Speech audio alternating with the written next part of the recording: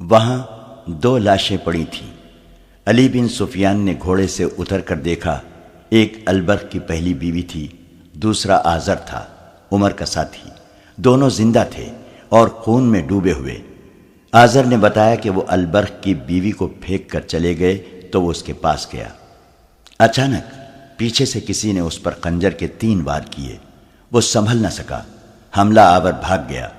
آزر نے بتایا کہ دوسری عورت البرخ کے گھر کی طرف نہیں گئی بلکہ ادھر گئی ہے جہاں وہ پہلے جایا کرتی تھی۔ عمر کو اس گھر کا علم تھا۔ علی بن سفیان نے 2 سواروں سے کہا کہ وہ دونوں زخمیوں کو فوراً جراح کے پاس لے جائیں اور ان کا خون روکنے کی کوشش کریں۔ باقی سواروں کو وہ عمر کی رہنمائی میں اس مکان کی طرف لے گیا جہاں آصفہ پہلے کئی بار جاتے دیکھی گئی تھی۔ وہ پرانے زمانے کا بڑا مکان تھا۔ اس سے ملحق کئی اور مکان تھے۔ پچھواڑے سے گھوڑے کے ہنہنانے کی آواز آئی۔ علی نے اپنے سواروں کو مکان کی دونوں طرف سے پیچھے بھیجا۔ 2 سواروں کو مکان کے سامنے کھڑا کر دیا اور کہا کہ کوئی بھی اندر سے نکلے اسے پکڑ لو، بھاگنے کی کوشش کرے تو پیچھے سے تیر مارو اور ختم کر دو۔ سوار ابھی چکر کاٹ کر پچھواڑے کی طرف جا ہی رہے تھے کہ دوڑتے گھوڑوں کے ٹاپو سنائی دینے لگے۔ علی بن سفیان نے ایک سوار سے کہا، سر پٹ جاؤ، اپنے کمانداروں سے کہو کہ اس مکان کو گھیرے میں لے کر اندر داخل ہو جائے، اندر کے تمام افراد کو گرفتار کر لے۔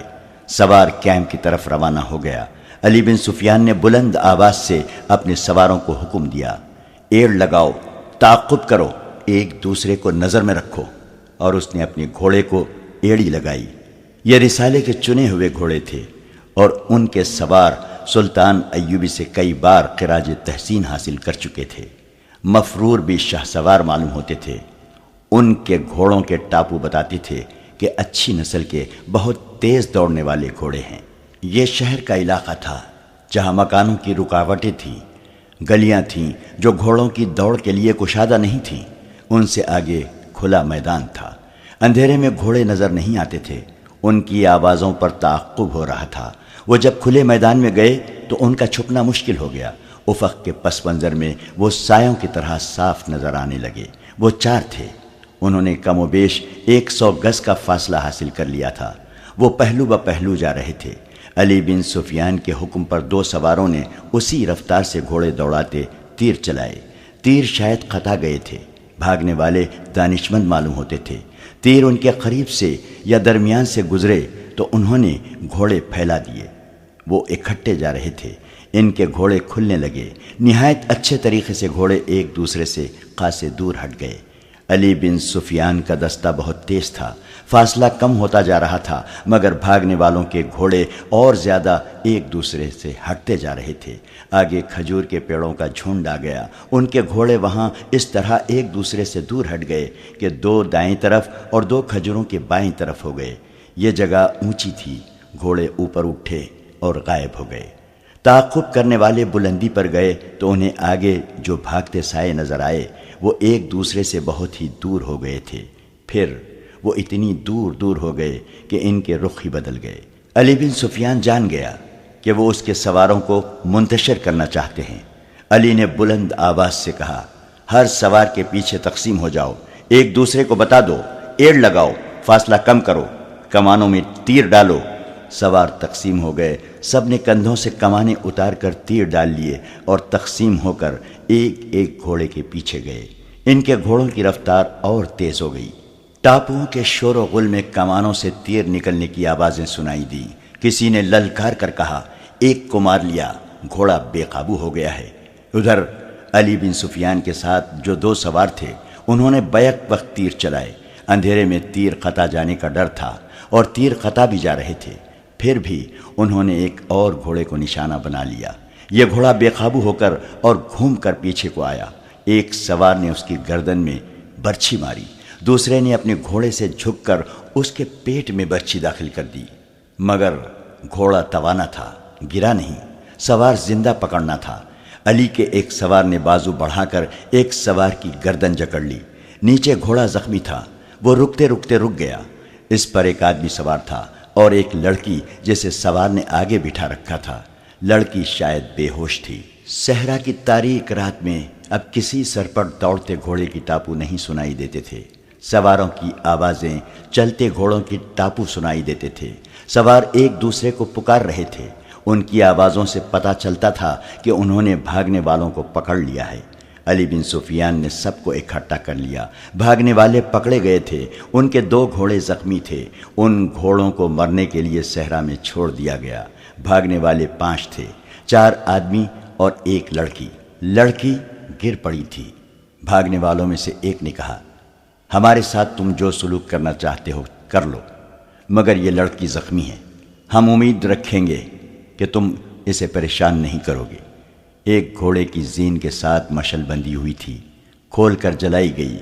لڑکی کو دیکھا گیا، بہت ہی خوبصورت اور نوجوان لڑکی تھی۔ اس کے کپڑے خون سے سرخ ہو گئے تھے۔ اس کے کندھے پر گردن کے قریب خنجر کا گہرا زخم تھا۔ اس سے اتنا خون نکل گیا تھا کہ لڑکی کا چہرہ لاش کی طرح سفید اور آنکھیں بند ہو گئی تھیں۔ علی بن سفیان نے زخم میں ایک کپڑا ٹھونس کر اوپر ایک اور کپڑا باندھ دیا اور اسے ایک گھوڑے پر ڈال کر سوار سے کہا کہ جلدی جراح تک پہنچے۔ وہاں جلدی کا تو سوال ہی نہیں تھا۔ وہ شہر سے میلوں دور نکل گئے تھے۔ قیدیوں میں ایک بوڑھا تھا۔ یہ قافلہ جب قاہرہ پہنچا تو صبح طلوع ہو رہی تھی۔ سلطان کو رات کے واقعے کی اطلاع مل گئی تھی۔ علی بن سفیان ہسپتال پہنچ گیا۔ جراح اور طبیب قیدی لڑکی کی مرہم پٹی میں اور ہوش میں لانے میں مصروف تھے۔ سوار نے اسے تھوڑی دیر پہلے پہنچا دیا تھا۔ البرق کی پہلی بیوی اور آزار ہوش میں آ گئے تھے، مگر ان کی حالت تسلی بخش نہیں تھی۔ سلطان ایوبی ہسپتال میں موجود تھا۔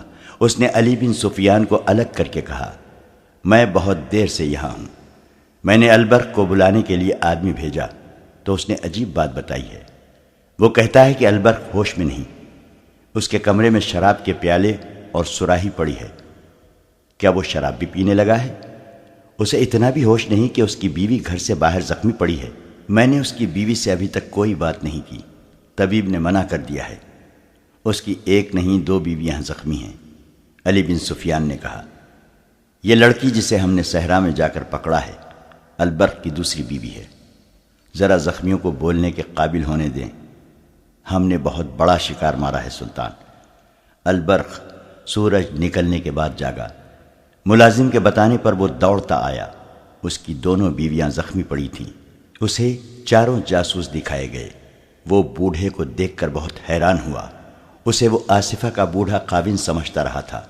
سلطان ایوبی نے یہ واردات اپنی تحویل میں لے لی، کیونکہ یہ جاسوسوں کے پورے گروہ کی واردات تھی اور اس میں اس کا معتمد ملوث تھا، جسے فوج کے تمام راز اور آئندہ منصوبے معلوم تھے۔ جو ہی زخمی بیان دینے کے قابل ہوئے، ان سے بیان لیے گئے۔ ان سے یہ کہانی یوں بنی کہ البرق کی پہلی بیوی کو جب علی بن سفیان نے بتایا کہ اس کے خاوند کی دوسری بیوی مشتبہ چال چلن کی ہے اور وہ جاسوس معلوم ہوتی ہے، تو وہ سخت غصے کے عالم میں گھر چلی گئی۔ وہ اپنے خاوند کو اور آصفہ کو قتل کر دینا چاہتی تھی، لیکن علی بن سفیان نے اسے کہا تھا کہ جاسوسوں کو زندہ پکڑا جاتا ہے تاکہ ان کے چھپے ہوئے ساتھیوں کا سراغ لیا جا سکے۔ اس نے اپنے آپ پر قابو پایا اور آصفہ پر گہری نظر رکھنے لگی۔ اس نے رات کا سونا بھی ترک کر دیا۔ موقع دیکھ کر اس نے ان کے سونے والے کمرے کے اس دروازے میں چھوٹا سا سوراخ کر لیا جو دوسرے کمرے میں کھلتا تھا۔ رات کو اس سوراخ میں سے انہیں دیکھتی رہتی تھی۔ 2 راتیں تو اس نے یہی دیکھا کہ لڑکی البرق کو شراب پلاتی اور عریانی کا پورا مظاہرہ کرتی تھی۔ وہ سلطان ایوبی کی باتیں ایسے انداز سے کرتی تھی جیسے وہ اس کا پیر و مرشد ہو۔ صلیبیوں کو برا بھلا کہتی اور وہی باتیں کرتی جو سلطان ایوبی کے جنگی منصوبے میں شامل تھیں۔ البرق اسے بتاتا تھا کہ سلطان کیا کر رہا ہے اور کیا سوچ رہا ہے۔ البرق کی پہلی بیوی نے 2 راتیں یہی کچھ دیکھا اور سنا۔ تیسری رات وہ ناٹک کھیلا گیا جس کا البرق کی پہلی بیوی کو بےتابی سے انتظار تھا۔ آصفہ نے البرق کو شراب پلانی شروع کی اور اسے بالکل حیوان بنا دیا۔ آصفہ دونوں پیالے اٹھا کر اور یہ کہہ کر دوسرے کمرے میں چلی گئی، دوسری لاتی ہوں۔ وہ واپس آئی تو پیالوں میں شراب تھی۔ اس نے ایک پیالہ البرق کو دے دیا۔ دوسرا خود منہ سے لگا لیا۔ اس کے بعد اس نے بے حد ننگی حرکتیں کی اور البرق بے سد لیٹ گیا۔ آصفہ نے کپڑے پہنے اور البرق کو آہستہ آہستہ بلایا۔ وہ نہ بولا، پھر اسے ہلایا، ہاتھ سے اس کے پپوٹے اوپر کیے، مگر اس کی آنکھیں نہ کھلی۔ اس نے پیالے دوسرے کمرے میں لے جا کر شراب میں بے ہوش کرنے والی کوئی چیز البرق کے پیالے میں ملا دی۔ آصفہ نے کپڑے پہنے، اوپر سیاہ چادر اس طرح لے لی کہ سر سے پاؤں تک چھپ گئی۔ آدھی رات ہونے کو تھی، اس نے قندیل بجھائی اور باہر نکل گئی۔ پہلی بیوی آگ بگولا ہو گئی۔ اس نے خنجر اٹھایا، اوپر لبادہ اوڑا۔ وہ کمرے سے نکلنے لگی تو دیکھا کہ آصفہ ایک ملازمہ کے ساتھ کسر پسر کر رہی تھی۔ اس سے پتہ چلا کہ ملازمہ کو اس نے ساتھ ملا رکھا تھا۔ آصفہ باہر نکل گئی۔ ملازمہ اپنے کمرے میں چلی گئی۔ پہلی بیوی بڑے دروازے سے باہر نکل گئی۔ وہ تیز تیز چلتی آصفہ کے تعاقب میں گئی۔ وہ اس کے قدموں کی آہٹ پر جا رہی تھی۔ وہ صرف یہ دیکھنا چاہتی تھی کہ وہ کہاں جا رہی ہے۔ آصفہ کو شاید اس کے قدموں کی آہٹ سنائی دی تھی۔ وہ رک گئی۔ پہلی بیوی اندھیرے میں اچھی طرح دیکھ نہ سکی۔ وہ آصفہ کے قریب چلی گئی اور رک گئی۔ اچانک آمنے سامنے آ جانے سے پہلی بیوی فیصلہ نہ کر سکی کہ کیا کرے۔ اس کے منہ سے نکل گیا، کہاں جا رہی ہو آصفہ؟ پہلی بیوی کو معلوم نہ تھا کہ لڑکی کی حفاظت کے لیے ایک آدمی چھپ چھپ کر اس کے ساتھ جاتا ہے جو کسی کو نظر نہیں آتا۔ آصفہ نے اپنے ہاتھ پر ہاتھ مارا اور البرق کی پہلی بیوی سے ہنس کر کہا، آپ میرے پیچھے آئی ہیں یا کہیں جا رہی ہیں؟ اتنے میں پیچھے سے کسی نے پہلی بیوی کو بازوؤں میں جکڑ لیا، مگر اس عورت نے گرفت مضبوط ہونے سے پہلے ہی جسم کو زور سے جھٹک دیا اور آزاد ہو گئی۔ اس نے تیزی سے خنجر نکال لیا۔ اس کے سامنے ایک آدمی تھا۔ عورت نے اس پر وار کیا جو وہ بچا گیا۔ آدمی نے ایسا وار کیا کہ خنجر عورت کے پہلو میں اتر گیا۔ اس آدمی نے دیکھ لیا تھا کہ عورت کے پاس خنجر ہے۔ وہ فوراً پیچھے ہٹ گیا۔ پہلی بیوی نے آصفہ پر حملہ کیا اور خنجر اس کی گردن اور کندھے کے درمیان اتار دیا۔ لڑکی نے زور سے چیخ ماری۔ آدمی نے پہلی بیوی پر وار کیا جو یہ عورت پھرتی سے بچا گئی۔ اس نے وار کیا تو اس آدمی نے اس کا بازو اپنے بازو سے روک لیا۔ آصفہ گر پڑی تھی۔ البرق کی پہلی بیوی کو بھی گہرا زخم آیا تھا جو پہلو سے پیٹھ تک چلا گیا تھا۔ وہ ڈگمگانے لگی۔ وہ آدمی آصفہ کو اٹھا کر کہیں چلا گیا۔ علی بن سفیان کے 2 جاسوس عمر اور آذر چھپ کر دیکھ رہے تھے۔ انہیں معلوم نہیں تھا کہ دوسری عورت کون ہے۔ عمر اس آدمی کے پیچھے چھپ چھپ کر گیا جو آصفہ کو اٹھا لے گیا تھا۔ وہ اسی مکان میں لے گیا جہاں وہ جایا کرتی تھی۔ وہاں سے عمر علی بن سفیان کو اطلاع دینے چلا گیا۔ آذر نے بتایا کہ وہ وہیں چھپا رہا۔ زخمی عورت وہیں پڑی تھی، وہاں اور کوئی نہ تھا۔ آذر اس عورت کے پاس جا کر بیٹھ گیا۔ پیچھے سے کسی نے اس پر خنجر سے 3 وار کیے اور حملہ آور بھاگ گیا۔ آذر وہیں بے ہوش ہو گیا۔ شام تک البرق کی پہلی بیوی اور آذر کی حالت بگڑ گئی۔ جراحوں اور طبیبوں نے بہت کوشش کی مگر وہ زندہ نہ رہ سکے۔ البرق کی پہلی بیوی نے علی بن سفیان سے کہا تھا کہ وہ اپنے خاوند کو قربان کر سکتی ہے، قوم اور ملک کی عزت کو قربان ہوتا نہیں دیکھ سکتی۔ اس نے قوم کے نام پر جان دے دی۔ سلطان ایوبی کے حکم سے قادم الدین البرق کو قید خانے میں ڈال دیا گیا۔ اس نے یقین دلانے کی ہر ممکن کوشش کی کہ اس نے یہ جرم دانستہ نہیں کیا۔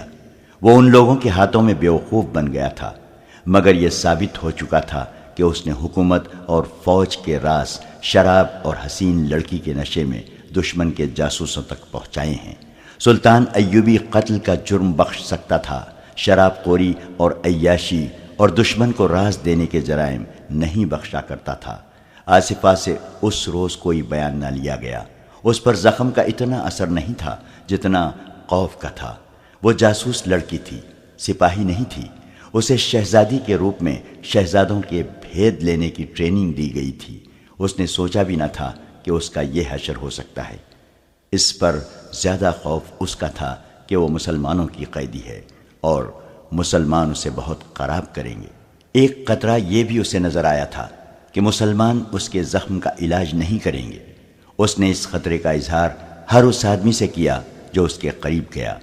وہ ڈرے ہوئے بچے کی طرح روتی تھی۔ علی بن سفیان نے اسے بہت تسلی دی کہ اس کے ساتھ وہی سلوک کیا جائے گا جو کسی مسلمان زخمی عورت کے ساتھ کیا جاتا ہے، مگر وہ سلطان ایوبی سے ملنا چاہتی تھی۔ آخر سلطان کو بتایا گیا۔ سلطان ایوبی اس کے پاس گیا اور اس کے سر پر ہاتھ رکھ کر کہا کہ اس حالت میں وہ اسے اپنی بیٹی سمجھتا ہے۔ میں نے سنا تھا کہ سلطان ایوبی تلوار کا نہیں، دل کا بادشاہ ہے۔ آصفہ نے روتے ہوئے کہا، اتنا بڑا بادشاہ جسے شکست دینے کے لیے عیسائیوں کے سارے بادشاہ اکٹھے ہو گئے ہیں، ایک مجبور لڑکی کو دھوکہ دیتے اچھا نہیں لگتا۔ ان لوگوں سے کہو کہ مجھے فوراً زہر دے دے، میں اس حالت میں کوئی اذیت برداشت نہیں کر سکوں گی۔ کہو تو میں ہر وقت تمہارے پاس موجود رہوں گا۔ سلطان ایوبی نے کہا، میں تمہیں دھوکہ بھی نہیں دوں گا، اذیت بھی نہیں دوں گا، مگر وعدہ کرو کہ تم بھی مجھے دھوکہ نہیں دو گی۔ تم ذرا اور بہتر ہو لو۔ طبیب نے کہا ہے کہ تم ٹھیک ہو جاؤ گی۔ اگر تمہیں اذیت دینی ہوتی تو میں اسی حالت میں قید خانے میں ڈال دیتا، تمہارے زخم پر نمک ڈالا جاتا، تم چیخ چیخ اور چلا چلا کر اپنے جرم اور اپنے ساتھیوں سے پردے اٹھاتی، مگر ہم کسی عورت کے ساتھ ایسا سلوک نہیں کیا کرتے۔ البرق کی بیوی مر گئی ہے، لیکن تمہیں زندہ رکھنے کی پوری کوشش کی جا رہی ہے۔ میں ٹھیک ہو جاؤں گی تو میرے ساتھ کیا سلوک کرو گے؟ اس نے پوچھا۔ یہاں تمہیں کوئی مرد اس نظر سے نہیں دیکھے گا کہ تم ایک نوجوان اور خوبصورت لڑکی ہو۔ سلطان ایوبی نے کہا، تم یہ خدشہ دل سے نکال دو، تمہارے ساتھ وہی سلوک ہوگا جو اسلامی قانون میں لکھا ہے۔ اس مکان کی تلاشی لی گئی تھی جہاں آصفہ جایا کرتی تھی۔ وہ کسی کا گھر نہیں تھا، جاسوسوں کا اڈا تھا۔ اندر ہی استبل بنا ہوا تھا۔ اندر سے 5 آدمی برآمد ہوئے تھے، انہیں گرفتار کر لیا گیا تھا۔ ان 5 نے اور ان 4 نے جنہیں تعاقب میں پکڑا گیا تھا، جرم کا اعتراف کرنے سے انکار کر دیا۔ آخر انہیں اس تہہ خانے میں لے گئے جہاں پتھر بھی بول پڑتے تھے۔ بوڑھے نے تسلیم کر لیا کہ اس نے اس لڑکی کو دانے کے طور پر پھینک کر البرق کو پھانسا تھا۔ اس نے سارا ناٹک سنا دیا۔ دوسروں نے بھی بہت سے پردے اٹھائے اور اس مکان کا راز فاش کیا جسے شہر کے لوگ احترام کی نگاہوں سے دیکھتے تھے۔ اس مکان میں بہت سی لڑکیاں رکھی گئی تھیں جو 2 مقاصد کے لیے استعمال ہوتی تھیں، ایک جاسوسی کے لیے اور دوسری حاکموں اور اونچے گھرانے کے مسلمان نوجوانوں کا اخلاق تباہ کرنے کے لیے۔ وہ مکان جاسوسوں اور تقریب کاروں کا اڈا تھا۔ ان جاسوسوں نے یہ بھی بتایا کہ سلطان ایوبی کی فوج میں انہوں نے اپنے آدمی بھرتی کرا دیے ہیں، جنہوں نے سپاہیوں میں جوے بازی کی عادت پیدا کر دی ہے۔ وہ ہاری ہوئی بازی جیتنے کے لیے ایک دوسرے کے پیسے چراتے اور چور بنتے جا رہے ہیں۔ شہر میں انہوں نے 500 سے کچھ زیادہ فاحشہ عورتیں پھیلا دی ہیں جو نوجوانوں کو پھانس کر انہیں عیاشی کی راہ پر ڈال رہی ہیں۔ خفیہ قمار خانے بھی کھول دیے گئے ہیں۔ ان لوگوں نے یہ بھی بتایا کہ ان سوڈانیوں کو سلطان کے خلاف بھڑکایا جا رہا ہے جنہیں فوج سے نکال دیا گیا تھا۔